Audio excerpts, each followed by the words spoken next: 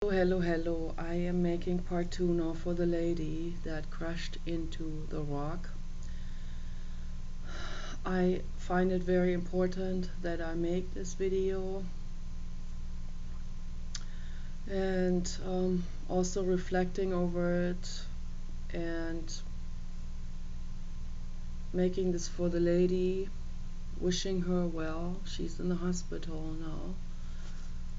That was the latest news. She's in the hospital and they did not release her state that she's in, so we don't know how she's doing, what's going on, whether she's still alive or not, or maybe she's in a coma. I don't know what's going on. So they did not tell the news reporters what's going on. So I just want her to be safe. I don't want her to suffer, you know. I don't want suffering. I don't want her to suffer. I don't want anyone to suffer. Please don't suffer, and make the decision on what you want to do. Do you want to live? Do you want to pull through, or do you want to exit? So everyone has the right to those decisions, and express that also in the hospital. Express it in words. So this is my energetic message to her. You are in charge, of what's going on. You don't have to suffer. If you don't want to go through this anymore, that is your right. I don't know what her motive was to crash into the rock in the first place. Then they said in the newspaper there was a rock in the road. Maybe there was a rock in the road. Or maybe she just said that because she didn't want to undergo all kinds of questions and torment, because it's illegal to commit suicide. How wrong is that already?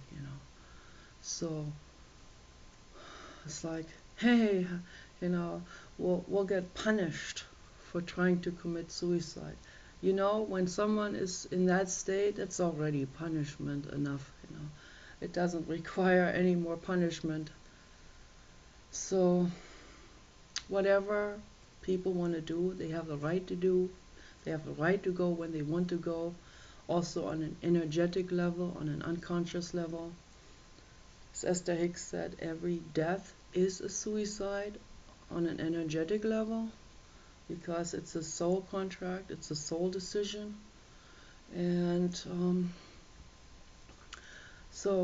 my energetic message to her is, you are in charge. You're making the decision. If you want to go, you go.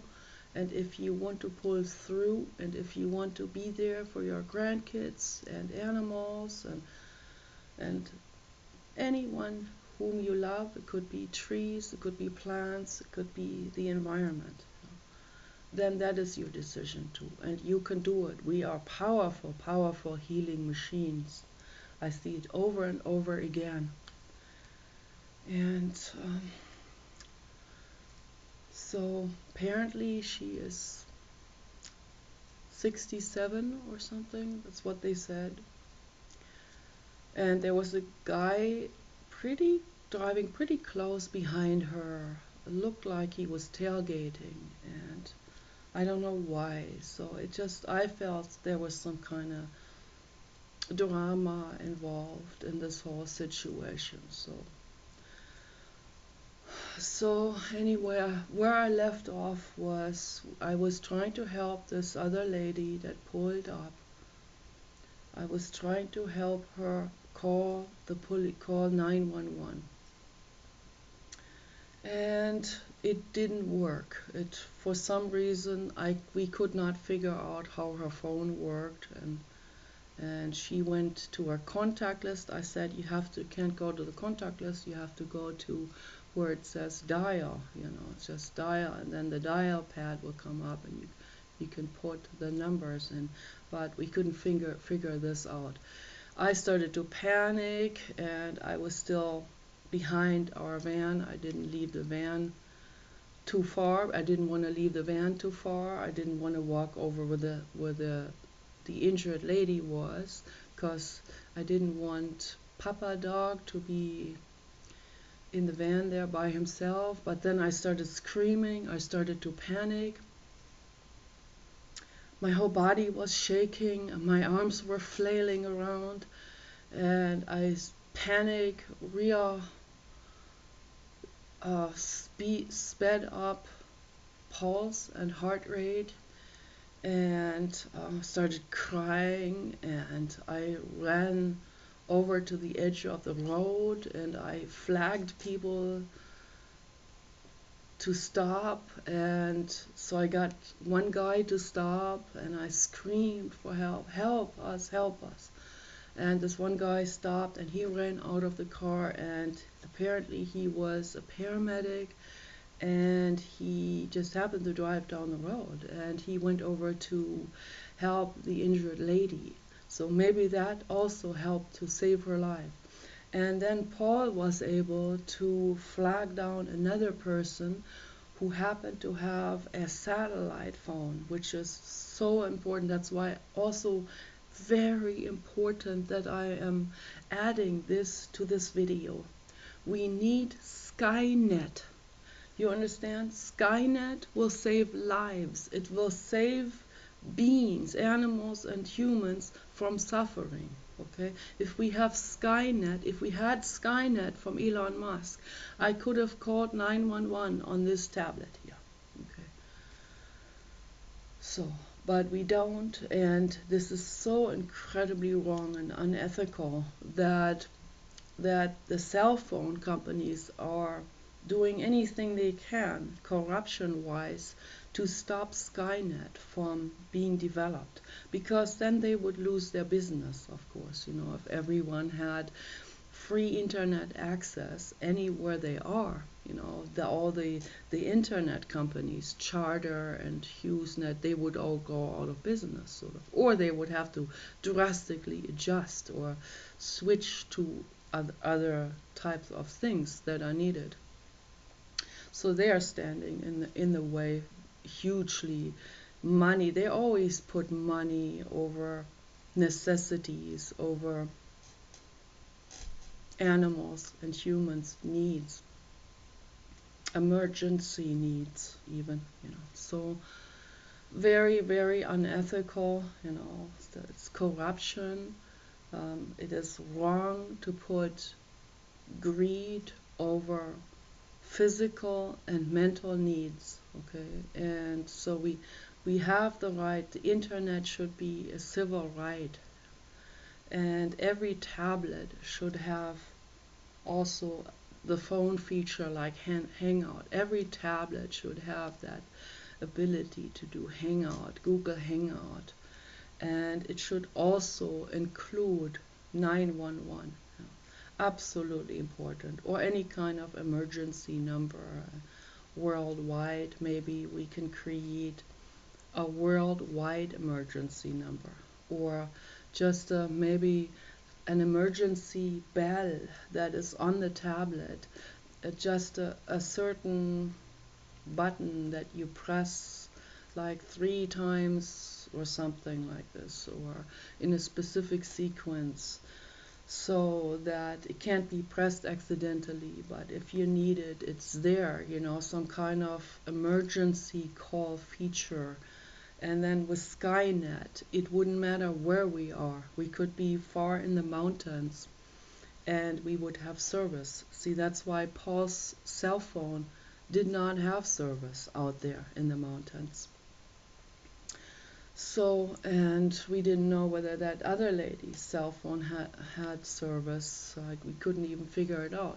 So, but then came someone who had a satellite phone that worked everywhere. And that person was able to call 911 right away. And maybe this all saved the lady's life.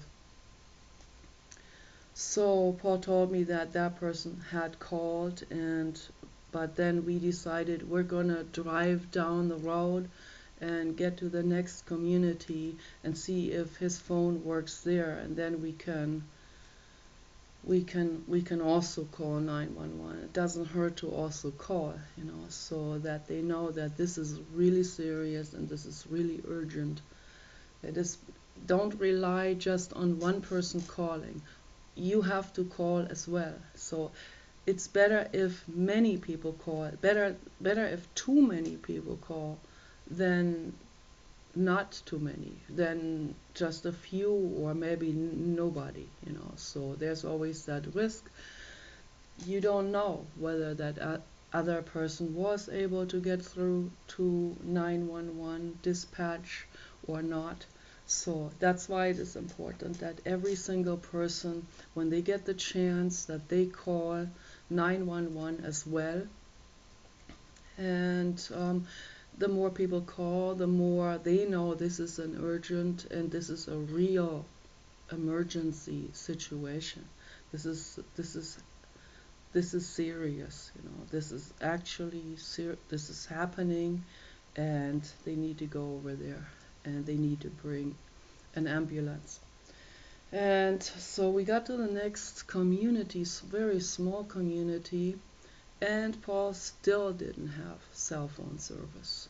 But then we saw the ambulance, several of those, I don't know, some could have been fire trucks with sirens. Several of those larger vehicles with sirens were driving by us in the right direction, and we knew they were heading towards the lady.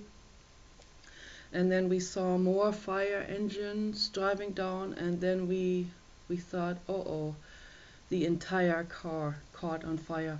Because what happened is, while we were trying to figure out that lady's cell phone, her engine, the injured lady's engine, caught on fire.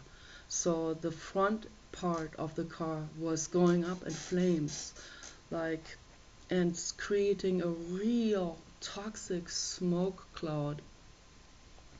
And that made me panic even more, particularly for my papa dog. I didn't want him breathing that in. That's also why we parked further down, not directly next to that thing, because what if that car explodes? That can even explode. What if the keys in the ignition and the motor still running, still turned on, and then it catches on fire, and then it can somehow, the fire can get to the gasoline, and the whole thing can explode. So very important also, when someone had an accident like this, that whoever is there, that if they have the courage to get in there and turn the engine off, and take the key out. So that's the very first step, if they can, if there are no flames on the inside yet. And then quickly get away, get everyone as far away from the burning car as they can. So I was really worried about the lady. I wasn't sure how far he had put her outside of that car, so she wasn't that far away from the car. He laid her down there. She was unconscious. And so this was all important for me to say. I've been thinking about this ever since then, and my husband too. And it was very shocking. It was very traumatic. And but it is, for me personally, my dog is the most important being in my life. More important than myself, more important than anything else. So my dog has a priority. I have to protect my dog. My dog is my child and more. Okay. So if I had a child, my dog would still be way more important than my child. So this is just how I am. I don't know about other people. I think religions tell people that they need to prioritize humans and human DNA and all of this, and always putting the human on the pedestal. I bypass any of these religious indoctrinations. I listen to my heart, and you should too. So if you have a living being, don't listen to anyone who is proselytizing some kind of moral compass to you. Listen to your heart. That's what's important. Okay, when you see there is someone injured, but the situation, the accident situation is dangerous, where that engine can explode, you cannot put your living being at risk. You cannot do this. Do everything you can to help that injured person, but within the range of safety for your living being. That is my plea to the world. Okay, very important that I talk about this. So we got back into the van, made sure Papa Dog is okay. Smoke cloud all over the place, with toxic plastic fumes smell, gasoline burning smell. And so we drove off. Then we went to the next community. Didn't have cell phone service, but we saw the ambulance going towards the lady, and we knew it was for her for sure. And so we talked to some other people, told them what happened, and they acted like they didn't believe it, but it doesn't matter. So we kept going and kept going. I said, drive carefully this, meandering road past that deep trench where the river is and all of this. So I don't like going on that road, and I would rather never go on that road again. We can go to the hot springs over different passes, we take a different route, we take a circular road, we take a detour, but I'd rather not go back on that road. Not for a dentist and not for any kind of thing at all. Not for a Mercedes-Benz Sprinter van. No, for nothing. We'll take different routes, we'll go somewhere else and do that. Do any of these businesses. So they already widened the road, so they made it a little bit more safe, which I think in the end, when we were petitioning against cutting these trees down that were on the side of the road, because they are old growth, some of them are old growth redwood trees. And then another friend of us voted yes on the widening the roads, and she was supposed to be part of the environmentalists, and I kind of scolded her. I said, my friend who fought for the trees the longest time of all of us in this region, I said, she's worked so hard for this, and you voted yes on the expansion, and I didn't realize how dangerous that road actually was. So now that I see how dangerous it actually is, I become much more conscious about this. I am glad that my friend did vote yes on the widening of the road, and they had to cut a few trees, which is very bad, but it is important that the road is safe, for the beings who drive down there. And I don't know if the lady had an animal in her car, and I can just pray to the blue God that she did not have an animal in her car, because more and more fire engines came down the road, and we knew that her whole car had caught on fire after we had left. It's real scary. I've been thinking about this and crying, and I feel so sorry for the lady, and I was absolutely terrified of the thought that she may have had a dog in the car or another animal. And the helplessness of animals. Animals are so infinitely innocent, and that's why they have priority. they are under our protection. We are responsible for them. We need to make sure that our animals are safe, that we don't take any chances, that people don't drink alcohol and drive, that they don't go somewhere on a frenzy, on a last moment decision or something and put the animal in the car and then they drive when they're psychologically unstable, or they drive too fast, or they take things just for granted, those kind of things. That's my plea to the world is, when you drive, think 10 times before you go on a treacherous road, in particularly a meandering road that goes past rock mountains and deep cliffs. Think very thoroughly. Do you need to go? Do you need to take that drive? Do you need to go somewhere? And why are you going? Can you go somewhere else? Can you do something else that's safer in that moment? Can you just go hiking, go for a walk to get your mind off whatever is bothering you? Don't drive when you are psychologically disturbed, or I don't know what the case is with the lady. I'm just saying this now in general to the public, whoever sees this video, and energetically to the whole world. So when you are upset, go for a walk, go hiking with your dog. That's safe. There are beautiful hiking places out there in the mountains. You don't have to go on that road. So, or on any winding road, or on any freeway. It's driving in traffic in general is dangerous. So I try to avoid it. We only drive when we have no other choice. When we go shopping, when we have to, or when we have to get out of the house, when we have to go hiking.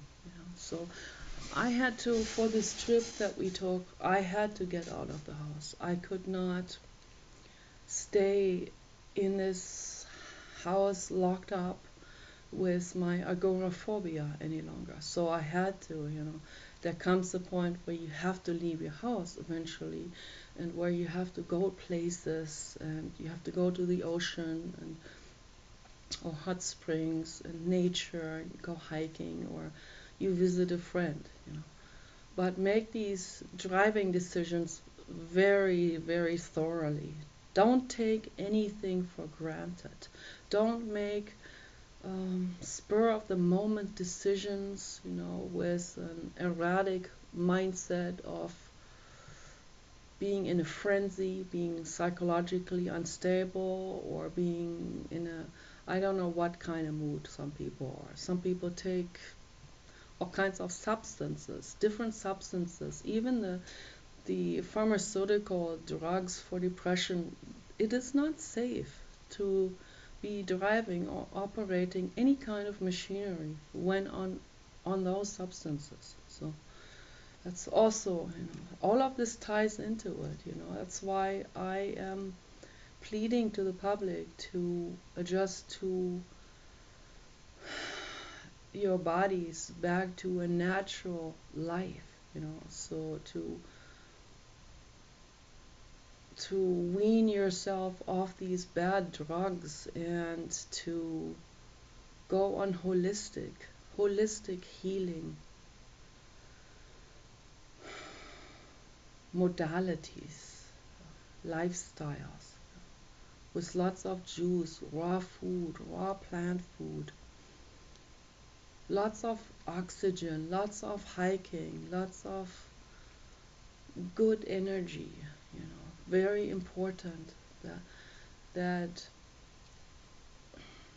there's so much to talk about this and the natural healing.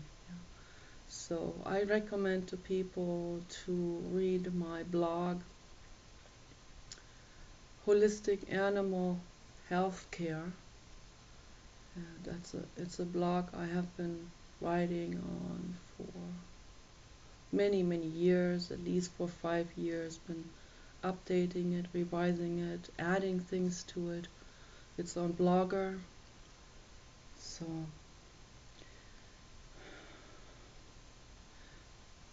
It's holistic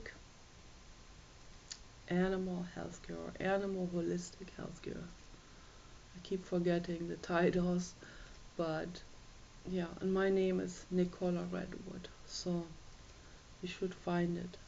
Maybe I'll put eventually, if I remember, I'll put the link under this video. It's important, you know. Our health is not just important for us, but it's also important for the beings who live with us because they're dependent on us and they're dependent on us to function and functioning well so that we are making the lives for them and with them well, you know, so that we help them be well and help them to be safe. You know, that's the most important thing. Can you hear me? Yes, I'm making a video right Okay. now. Can you hear me? I'm making a video right now. I'm in the middle of making a video. So my husband's very hard at hearing, for example, and so that's why he'll interrupt me, and doesn't have good memory when I say I make video. I'm making video now, then he'll forget it because he read something crazy on the news, and he'll have to share this with me. I don't want to even hear what's said on the news. That's another stress factor. Having stress is the number one killer, actually. So it causes people's immune systems to become weakened, and then the illnesses can come in, and the people are too exhausted, or so they're too stressed out to have a good immune function to fight off those diseases. So it's not good, and that can cause anything from flus to the C word or heart problems, anything. Yeah. So that's why it is so infinitely important that we live holistically and that we live in a way that we heal our livers and kidneys, and that we love ourselves and be good to ourselves and do things that are positive and healing. Very, very important for our animals and our own bodies. It's very, very important. And that we live safely without stress. The people who live the longest are actually the Seventh-day Adventists. I am not religious. I don't support this, and I don't recommend a religion to anyone. But apparently, this is what scientific studies have found. Seventh-day Adventists, I've talked to some of those people. They're not all super well, psychologically, of course. I mean, that's why they're religious. Someone who's very religious is not psychologically well. But apparently they are vegetarians. Okay, and what's the most important is they avoid stress. They live a very calm lifestyle, and it's very regulated, and it sticks to certain rhythm and traditions, and they have friends, they have a community. I think all of this is very important. This can be done without the religious factor, okay, which would be much better, because we don't want indoctrination, because when we're indoctrinated or adhering to the rules of the community, then we can't think for ourselves, and then people will even bypass their own conscience, their own compassion, natural bear mother compassion. I see this happening because of religion. So can't do this. But the reason why the Seventh-day Adventists have lived the longest is because they have the least stress. Okay, so again, this can be achieved without religion. And for example, weaning yourself off alcohol can also be achieved without those AA meetings. The reason why they might work for some people is because then people have suddenly they have some friends, they have like-minded people who are also in that same predicament, and they have people who they can talk to. And too bad it has to always be done with this religious undertone in all of these institutions. That's a real problem, in my opinion. That's a real problem because it undermines people's mental freedom of making decisions that are based on their own compassion. It's very important that people realize this. So I put compassion before anything else, even before my own immune system, because compassion is more important. That's why I make these videos also. I get a lot of hate from people, and I get called names because, of course, it goes against the ego. The ego, the ego in general is very religious. The ego clings to religion. So that's why the ego does not want to let go of religion. But religion, it makes you unfree, and it makes people not listen to their inner gut instincts and their bear mother instincts. The bear mother instinct is love. Religion undermines love. So it's very important that we learn from those who live long. What are they doing, to live longer? They don't have stress. They are vegetarian. Okay, it's better to be vegan. Yet it's better to be raw food vegan. That's the absolute best. Okay, and avoid any kind of chemicals and any kind of stress, and also avoid religion. Okay, so it is a path that is beyond any of these things. But we can learn from certain groups and see what are they doing right and what are they doing wrong. So we can learn from things they are doing right. That we can learn from what works for them. So no stress is probably the number one priority over everything. No stress. Living safely. That means you eliminate stress. You live safely. You don't go camping in a small van or something, where you get cold and all of these things. Or you drive down the wrong roads that are stressful. This can be avoided. And listen to your inner gut instincts of real love, real caring, real compassion. Don't listen to authorities. They don't know what they're talking about. Listen to your inner gut instinct. Even with my videos. I don't want a woman asked me once, do you have a following? Like, she was almost gonna accept what I say, but only if I had a following, which is so incredibly ridiculous. It's like, this is how people's minds work often. If you have a following, then what you say they will accept. So it could be anything you say. If you have a following, people will accept that. That's wrong, right there. This is wrong. That causes more turmoil and more stress, and it causes war in the world. Okay, we need to get away from this. Okay? If someone says something, we can say, okay, whether you have following or not has no bearing on it. Okay, I'm going to test out what you're saying. It sounds interesting. I'm going to test it out for myself and see if it works. I'm not going to take it hook, line, and sinker, but I'm not going to reject it either for whatever, also idiotic reasons. So dogmatic reasons or whatever, or because I'm not dressed well, or I have a pimple or whatever, or you don't like my nose.